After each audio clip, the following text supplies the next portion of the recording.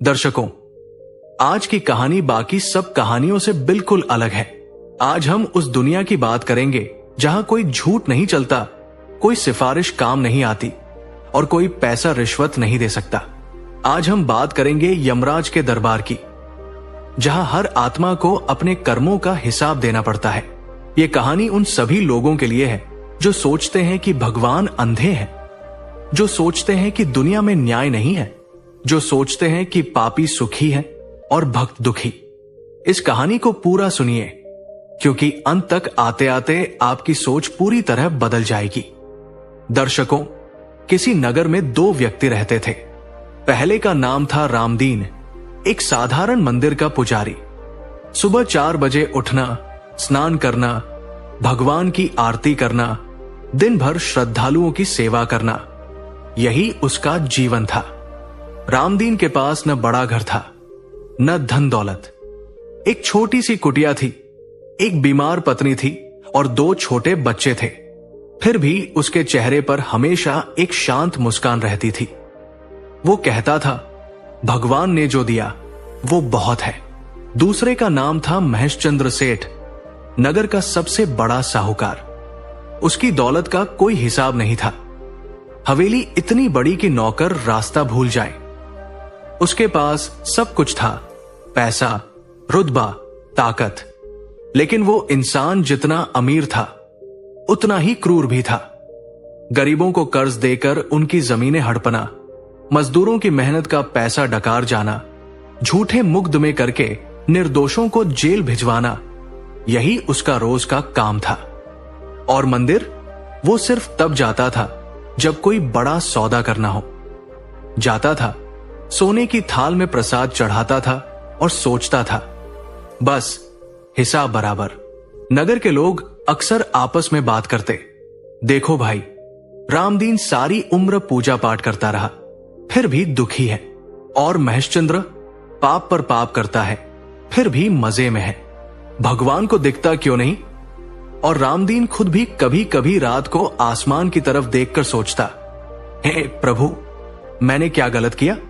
मेरी पत्नी बीमार है, बच्चों के लिए रोटी का जुगाड़ मुश्किल है, और उधर महेशचंद्र जो गरीबों का खून चूसता है, वो दिन दूनी रात चौगुनी तरक्की कर रहा है। ये कैसा न्याय है तुम्हारा? भगवान सुन रहे थे, चुप थे, पर भूले नहीं थे। रामदीन की उम्र 30 साल भी पूरी नहीं हुई थी कि एक दिन अचानक उसकी तबीयत बिगड़ी। बुखार आया, फिर बढ़ता गया। गांव के वैद्य ने दवाई दी, पर कुछ असर नहीं हुआ। 3 दिन में ही रामदीन की आत्मा शरीर छोड़कर ऊपर की यात्रा पर निकल पड़ी। पीछे छूट गई उसकी बीमार पत्नी और 2 मासूम बच्चे। नगर में जब यह खबर फैली तो लोगों ने फिर वही बात कही, देखो, इतना अच्छा इंसान था, इतनी कम उम्र में चला गया।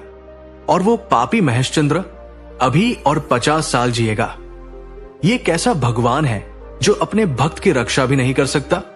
उधर रामदीन की आत्मा एक अजीब सफर पर थी। चारों तरफ एक अजीब सी रोशनी थी, न दिन जैसी न रात जैसी।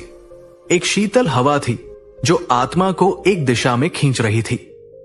और धीरे धीरे सामने एक विशाल द्वार प्रकट हुआ, इतना ऊंचा कि आसमान तक जाता हो, इतना भव्य कि आंखें चौंधिया जाए। यह था यमराज का दरबार। रामदीन की आत्मा दरबार में प्रवेश हुई। सामने एक विशाल सिंहासन पर बैठे थे यमराज। काले वस्त्र, गंभीर चेहरा, आंखों में ऐसी गहराई जैसे हजारों साल का ज्ञान समाया हो। उनके बाईं तरफ बैठे थे चित्रगुप्त, हाथ में एक विशाल ग्रंथ लिए, जिसमें हर आत्मा के हर कर्म का लेखा जोखा दर्ज था। एक एक सांस, एक एक विचार, एक एक कर्म, सब कुछ। रामदीन की आत्मा थोड़ी घबराई, पर फिर उसने सोचा, मैंने क्या गलत किया है? मैं तो सारी उम्र सच्चाई से जिया। और फिर उसके अंदर का वो पुराना सवाल उठ आया, वो सवाल जो उसने जिंदगी भर दबा कर रखा था। रामदीन की आत्मा ने हाथ जोड़कर यमराज से कहा, हे यमराज, मैं एक सवाल पूछना चाहता हूं, क्या मुझे अनुमति मिलेगी? यमराज ने गंभीर आंखों से उसे देखा और बोले, पूछो। यहां कोई सवाल वर्जित नहीं है, यहां सिर्फ सच है। रामदीन बोला, महाराज, मैंने सारी उम्र भगवान की भक्ति की, कभी किसी का बुरा नहीं चाहा, गरीबों की मदद की। सच बोला, फिर भी मुझे सिर्फ 30 साल की उम्र मिली। मेरे पीछे मेरी बीमार पत्नी और 2 छोटे बच्चे हैं, और उधर महेशचंद्र सेठ जो पाप पर पाप करता है, वो अभी भी जी रहा है, मजे कर रहा है। उसे आपने 100 साल की उम्र क्यों दी? ये कैसा न्याय है? क्या भगवान के दरबार में भी अमीर गरीब का फर्क होता है? दरबार में एक पल के लिए सन्नाटा छा गया। चित्रगुप्त ने अपनी कलम रोक ली। दूसरी आत्माएं जो अपनी बारी का इंतजार कर रही थी, वो भी ध्यान से सुनने लगी। यमराज के चेहरे पर न गुस्सा आया, न कोई नाराजगी, बल्कि उनके होठों पर एक बहुत ही शांत और गहरी मुस्कान आई। वो बोले, रामदीन, तुमने बहुत अच्छा सवाल किया है। ये सवाल धरती पर लाखों लोग पूछते हैं, पर जवाब कोई नहीं जानता। आज मैं तुम्हें वो जवाब दूंगा जो शायद ही किसी आत्मा को यहां मिला हो। चित्रगुप्त, रामदीन और महेशचंद्र दोनों के जीवन का पूरा लेखा जोखा सामने लाओ। चित्रगुप्त ने अपना विशाल ग्रंथ खोला, पन्ने पलटे और फिर पढ़ना शुरू किया।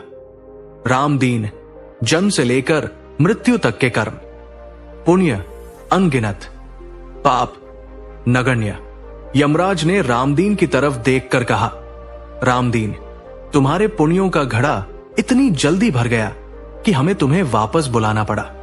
रामदीन हैरान हुआ, मतलब? यमराज बोले, सुनो ध्यान से, इस सृष्टि का एक नियम है, जो जितने पुण्य कमाता है उसे उतनी जल्दी ऊपर बुला लिया जाता है। तुमने 30 साल में इतने पुण्य कमाए कि एक साधारण आत्मा 100 साल में भी नहीं कमा पाती। तुम्हारी हर आरती, हर सेवा, हर उस पल जब तुमने खुद भूखे रहकर किसी और को खाना दिया, सब दर्ज है यहां। तुम्हारा पुण्य का भंडार इतना भर गया था कि तुम्हें धरती पर और रखना संभव नहीं था। रामदीन बोला, पर महाराज, मेरी पत्नी, मेरे बच्चे? यमराज ने हाथ उठाया और शांत स्वर में कहा, रुको, पहले पूरी बात सुनो। तुम्हारे बच्चों के बारे में भी बताऊंगा। पहले महेशचंद्र का हिसाब सुनो, तब शायद तुम्हें समझ आएगा कि लंबी उम्र कोई इनाम नहीं होती। चित्रगुप्त ने फिर ग्रंथ पलटा। महेशचंद्र सेठ कर्मों का लेखा, पाप अपार, पुण्य नगण्य। यमराज बोले, रामदीन, महेशचंद्र को 100 साल की उम्र मिली है, पर क्या तुम जानते हो क्यों? रामदीन ने ना में सिर हिलाया। यमराज ने कहा, क्योंकि उसके पाप का घड़ा अभी भरा नहीं है। जब तक उसके पाप का घड़ा नहीं भरेगा, हम उसे बुला नहीं सकते। और उसने इतने पाप किए हैं कि उसे उन पापों का फल भोगने के लिए लंबी उम्र चाहिए। हर पाप का फल उसी जन्म में नहीं मिलता, पर मिलता जरूर है। महेशचंद्र की लंबी जिंदगी उसका इनाम नहीं, उसकी सजा की तैयारी है। रामदीन ने आंखें फैलाई। सजा की तैयारी? यमराज ने कहा, हां, सुनो ध्यान से। महेशचंद्र ने जो 50 साल में पाप किए हैं, उनका फल उसे अगले 50 साल में मिलेगा। एक एक करके उसने जिस गरीब किसान की जमीन छीनी, वो किसान एक दिन इतना ताकतवर बनेगा कि महेशचंद्र की हवेली को खरीद लेगा। उसने जिस मजदूर का पैसा डकारा, उस मजदूर का बेटा एक दिन महेशचंद्र का मालिक बनेगा। उसने जिसे जेल भिजवाया, वो एक दिन उसका जज बनेगा। ये सब धरती पर ही होगा, उसकी आंखों के सामने। और तब महेशचंद्र की लंबी उम्र उसे हर रोज ये दर्द दिखाएगी। वो जिएगा, पर जीना उसके लिए मौत से भी बड़ी सजा बन जाएगा। रामदीन के मन में कुछ साफ होने लगा। रामदीन बोला, महाराज, एक और सवाल। महेशचंद्र के पास इतनी दौलत क्यों है? क्या पाप करने से दौलत मिलती है? यमराज मुस्कुराए, बोले, ये बहुत जरूरी सवाल है। चित्रगुप्त, महेशचंद्र के पिछले जन्मों का लेखा सामने लाओ। चित्रगुप्त ने ग्रंथ के और पुराने पन्ने पलटे। यमराज बोले, रामदीन, महेशचंद्र ने इस जन्म में पाप किए हैं, ये सच है। पर उसके पिछले 3 जन्मों में उसने बड़े पुण्य कमाए थे।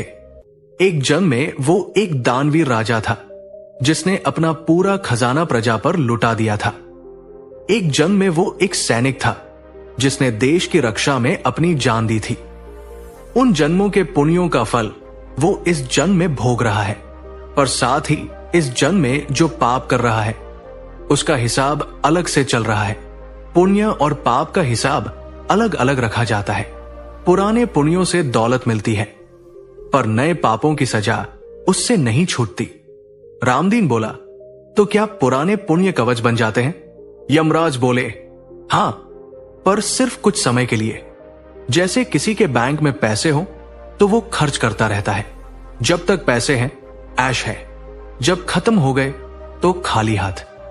महेशचंद्र के पुराने पुण्यों का खाता अब खाली हो रहा है और नए पापों का बोझ बढ़ता जा रहा है। जिस दिन ये तराजू पलटेगा उस दिन उसकी दुनिया पलट जाएगी। धरती पर ही रामदीन ने एक और सवाल किया, महाराज, एक बात और समझ नहीं आई। जब महेशचंद्र पाप कर रहा था तो भगवान देख रहे थे, फिर उन्होंने रोका क्यों नहीं? एक बार आवाज देते, एक बार इशारा करते तो शायद वो रुक जाता। यमराज ने गहरी सांस ली, फिर बोले, रामदीन, ये सबसे बड़ा सवाल है और इसका जवाब समझने के लिए एक उदाहरण सुनो। मान लो एक कुम्हार मिट्टी का घड़ा बना रहा है। वो घड़े को चाक पर रखता है, मिट्टी को अपने हाथों से आकार देता है। अब घड़ा बन गया। कुम्हार ने घड़े को पूरी तरह बनाने की शक्ति दी, पर अब घड़ा अपने आप कहाँ जाएगा ये कुम्हार तय नहीं करता। कोई घड़े में पानी भरता है, कोई घड़े में दारू भरता है, कोई घड़े को फोड़ देता है। क्या कुम्हार हर बार आकर घड़े की रक्षा करेगा? रामदीन सोचने लगा। यमराज बोले, भगवान ने मनुष्य को बनाया, बुद्धि दी, विवेक दिया, सोचने की शक्ति दी, गलत सही पहचानने की क्षमता दी। अब मनुष्य क्या चुनता है ये उसका अपना कर्म है। यदि भगवान हर बार आकर रोकने लगे तो फिर कर्म का क्या अर्थ रहेगा? फिर तो मनुष्य और एक कठपुतली में कोई फर्क नहीं। भगवान ने मनुष्य को कठपुतली नहीं बनाया, उसे स्वतंत्र बनाया, और इस स्वतंत्रता के साथ जिम्मेदारी भी आती है। हर कर्म का फल भोगने की जिम्मेदारी। रामदीन ने कहा, तो भगवान बिल्कुल चुप रहते हैं? यमराज बोले, नहीं, भगवान चुप नहीं रहते, वो संकेत देते हैं। जब महेशचंद्र पहली बार किसी गरीब का पैसा चुराने लगा था तभी उसके मन में एक आवाज आई थी, ये गलत है। वो आवाज भगवान की थी। जब उसने पहली बार झूठ बोला तब भी एक बेचैनी हुई थी मन में। वो बेचैनी भगवान का इशारा था, पर महेशचंद्र ने उस आवाज को, उस बेचैनी को धीरे धीरे दबा दिया।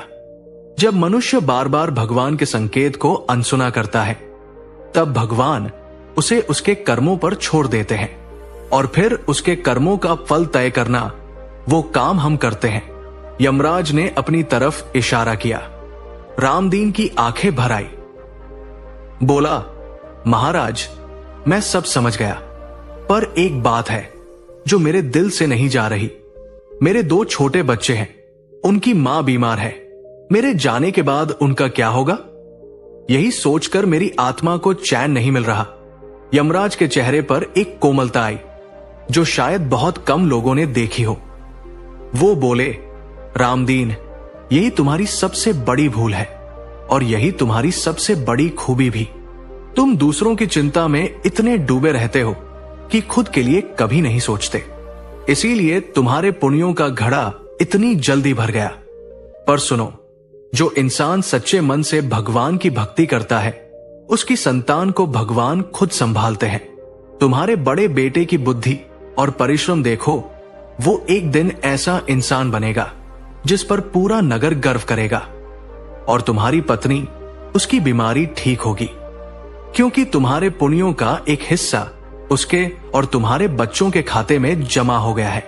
तुम गए नहीं, तुम उनकी रक्षा के लिए एक अदृश्य कवच बन गए हो। रामदीन की आत्मा को जैसे कोई शीतल जल मिला। वो बोला, महाराज, पर काश मैं उनके साथ रह सकता। यमराज बोले, रामदीन, धरती पर रहना हमेशा बेहतर नहीं होता। कभी कभी किसी के जाने से उसके परिवार का भाग्य जागता है। तुम्हारे जाने का दुख तुम्हारे बच्चों को मेहनती बनाएगा, जिम्मेदार बनाएगा। दुख मनुष्य को तोड़ता नहीं, मांझता है, जैसे सोना आग में तपकर कुंदन बनता है। यमराज ने फिर कहा, रामदीन, एक बात और बताता हूं जो शायद तुम्हें नहीं पता। तुम्हारी उम्र पहले 50 साल तय थी। रामदीन चौंका, 50 साल? तो फिर 30 पर क्यों? यमराज बोले, क्योंकि तुमने खुद अपनी उम्र घटाई। रामदीन हैरान था। मैंने कब? यमराज ने चित्रगुप्त से कहा, वो घटना सामने लाओ। चित्रगुप्त बोले, 5 साल पहले की घटना, एक बाढ़ की रात। यमराज बोले, याद है तुम्हें? 5 साल पहले नगर में भयंकर बाढ़ आई थी। एक रात एक बच्चा नदी में बह रहा था। तुम पास से गुजर रहे थे। तुम खुद बीमार थे, बुखार था तुम्हें, पर तुमने बिना एक पल सोचे नदी में छलांग लगा दी, उस बच्चे को बचाया। पर उस ठंडी रात में नदी में उतरने से तुम्हारी तबीयत इतनी बिगड़ी कि तुम्हारे शरीर की आयु 20 साल कम हो गई। रामदीन को याद आया, वो बच्चा, वो रात। वो बोला, पर महाराज, मैं उसे छोड़ता कैसे? वो बच्चा था। यमराज की आंखों में एक अजीब सी चमक आई। वो बोले, यही तुम्हारी महानता है रामदीन। तुमने अपनी जिंदगी के 20 साल किसी और के लिए दे दिए और तुम्हें पता भी नहीं था। यही कारण है कि तुम्हारे पुण्यों का घड़ा इतनी जल्दी भरा। और जानते हो वो बच्चा कौन था जिसे तुमने बचाया था? रामदीन ने पूछा, कौन? यमराज बोले, वो बच्चा महेशचंद्र सेठ का इकलौता बेटा था। वही बेटा जो एक दिन अपने बाप की गलत कमाई को सही कामों में लगाएगा, जो अपने बाप के पापों का प्रायश्चित करेगा, जो उन गरीबों की मदद करेगा जिन्हें महेशचंद्र ने दुखी किया था। तुमने उस बच्चे को बचाकर न सिर्फ एक जान बचाई, बल्कि एक पूरी पीढ़ी का भाग्य बदल दिया। दरबार में फिर सन्नाटा। रामदीन की आत्मा कांप उठी। उसकी आंखों से आंसू बहने लगे। भगवान, मैंने तुम पर शक किया था। मैंने सोचा था कि तुम अंधे हो। मैं गलत था। तुम तो सब देख रहे थे और मुझसे भी ज्यादा जान रहे थे। यमराज उठे, अपने सिंहासन से उतरे और रामदीन की आत्मा के पास आए। बोले, रामदीन, इस दरबार में आने वाली हजारों आत्माएं एक ही सवाल लेकर आती है, भगवान ने मेरे साथ ऐसा क्यों किया? और हर बार एक ही जवाब होता है, भगवान ने तुम्हारे साथ कुछ नहीं किया, तुमने जो बोया वो काटा। पर तुम्हारा सवाल अलग था। तुमने अपने लिए नहीं पूछा, दूसरों के लिए पूछा, इसीलिए मैंने तुम्हें पूरा जवाब दिया। अब सुनो, मैं तुम्हें कुछ बातें बताता हूं जो हर आत्मा को जानी चाहिए। यमराज ने गहरी आवाज में कहा, पहली बात, लंबी उम्र भगवान का इनाम नहीं होती। कभी कभी ये सजा की तैयारी होती है।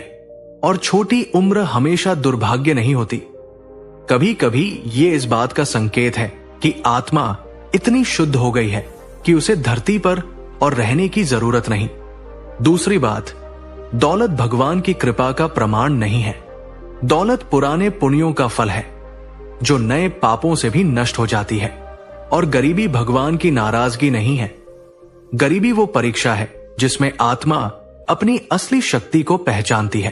तीसरी बात, भगवान पाप होते हुए देखते हैं पर रोकते नहीं, क्योंकि यदि वो रोक दे तो कर्म का सिद्धांत टूट जाए। पर वो संकेत देते हैं हर बार। वो आवाज जो पाप करते वक्त मन में उठती है, ये गलत है।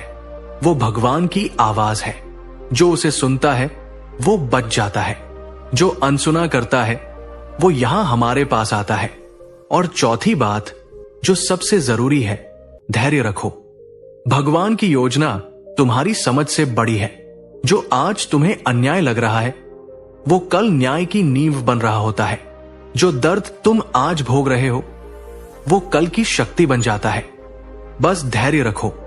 रामदीन की आत्मा झुक गई, बोली, महाराज, काश ये बातें मैं धरती पर जानता। यमराज बोले, इसीलिए तो हम चाहते हैं कि जो लोग अभी धरती पर हैं वो ये सुने, वो समझे, वो अपने जीवन में इसे उतारे। जब भी आपको लगे कि भगवान देख नहीं रहे, याद करो कि चित्रगुप्त का ग्रंथ कभी बंद नहीं होता। एक एक कर्म, एक एक विचार दर्ज होता है। प्रिय दर्शकों, जब भी आपको लगे कि पापी सुखी है और भक्त दुखी, याद करो कि पुराने पुण्यों की दौलत एक दिन खत्म होती है और नए पापों का हिसाब बराबर होकर रहता है। जब भी आपको लगे कि आपके साथ अन्याय हो रहा है, याद करो रामदीन को, जो 30 साल में वो पुण्य कमा गया जो दूसरे 100 साल में नहीं कमा पाते।